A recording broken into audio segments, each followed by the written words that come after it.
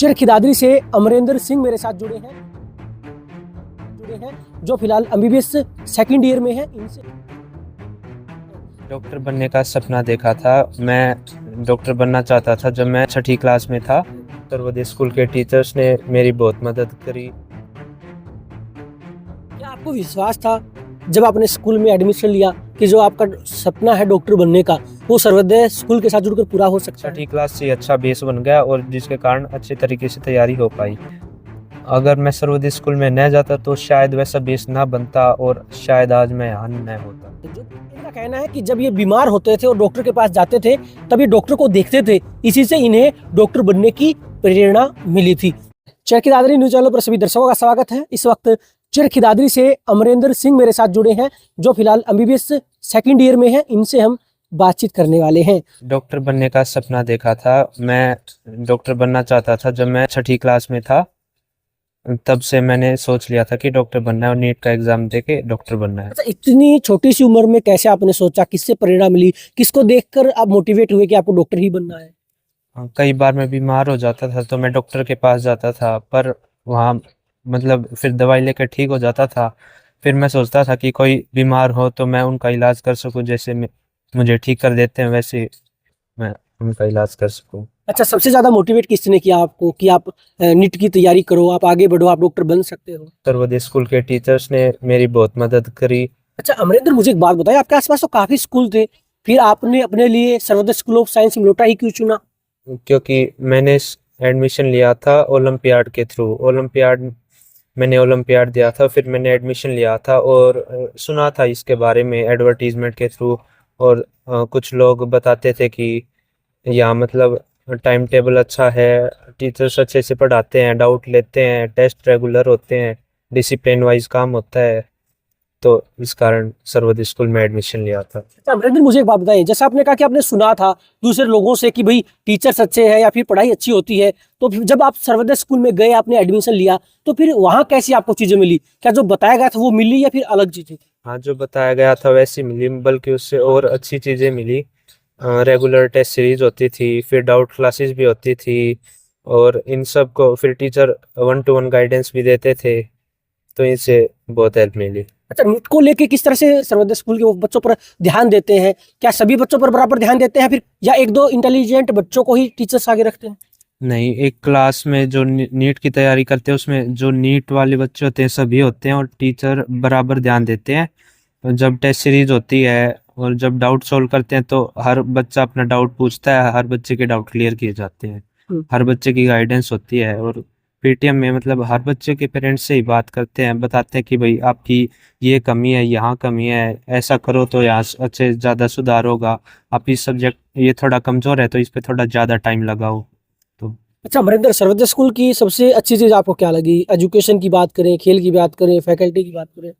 हाँ, फैकल्टी बहुत इंस्पायरिंग है, मतलब बहुत अच्छा पढ़ाते हैं, कंसेप्ट समझ में आ जाते हैं।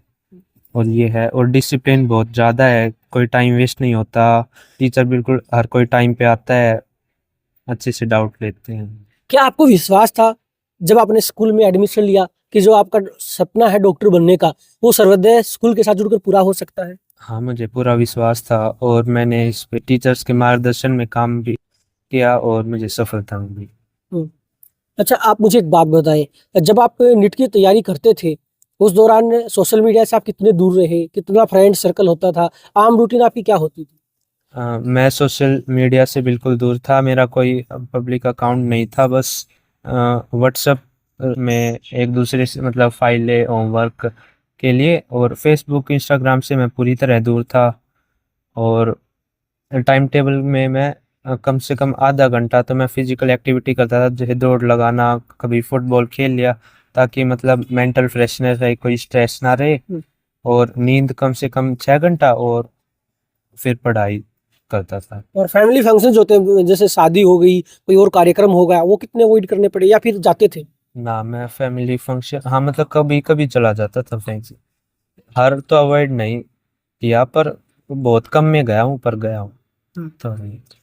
अच्छा, मुझे एक बात बताएं, कई बार ऐसा होता है कि जब बच्चे मेहनत करते हैं, जितनी वो मेहनत करते हैं उस हिसाब से उन्हें सफलता नहीं मिलती, क्या कभी आपके साथ भी ऐसा हुआ है?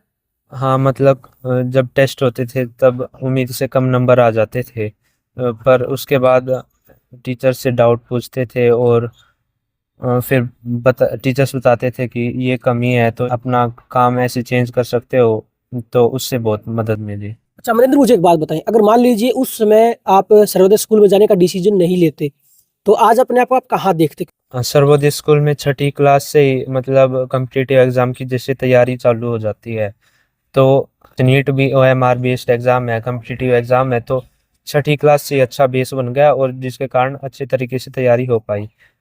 अगर मैं सर्वोदय स्कूल में न जाता तो शायद वैसा बेस ना बनता और शायद आज मैं यहाँ न होता। जो बच्चे डॉक्टर बनने का सपना देख रहे हैं उन बच्चों को आप क्या कहें, कैसे मेहनत करनी चाहिए, कैसे आगे बढ़ना चाहिए? मतलब जैसे हर रोज पढ़ाई करनी चाहिए, कम से कम ये नहीं करना है कि 4 घंटे सोए 2 घंटे सोए, अपना एक रूटीन टाइम टेबल बना लेना चाहिए, वही हर रोज फॉलो करना है। जिस टाइम पे सोए हर रोज उसी टाइम पे सोना है, उसी टाइम पर उठना है और थोड़ी फिजिकल एक्टिविटी हो जाए स्ट्रेस कम करने के लिए, और बाकी टाइम में पढ़ाई और खाना। देखिए, जैसा कि इस वक्त अमरिंदर सिंह मेरे साथ जुड़े हैं जो चरखी दादरी से हैं। इनका कहना है कि इनका सपना था कि वो डॉक्टर बने और लोगों की सेवा करें। इनका कहना है कि जब ये बीमार होते थे और डॉक्टर के पास जाते थे तब ये डॉक्टर को देखते थे, इसी से इन्हें डॉक्टर बनने की प्रेरणा मिली थी। इनका कहना है कि कई बार ऐसा समय आया जब ये जिस तरह से मेहनत करते थे उस हिसाब से इनको एग्जाम में नंबर नहीं आते थे, लेकिन इन्होंने अपनी इस बात को कमजोरी नहीं समझा, बल्कि इस कमजोरी को दूर करने के लिए टीचर्स का साथ लिया, टीचर से बातचीत करते रहे।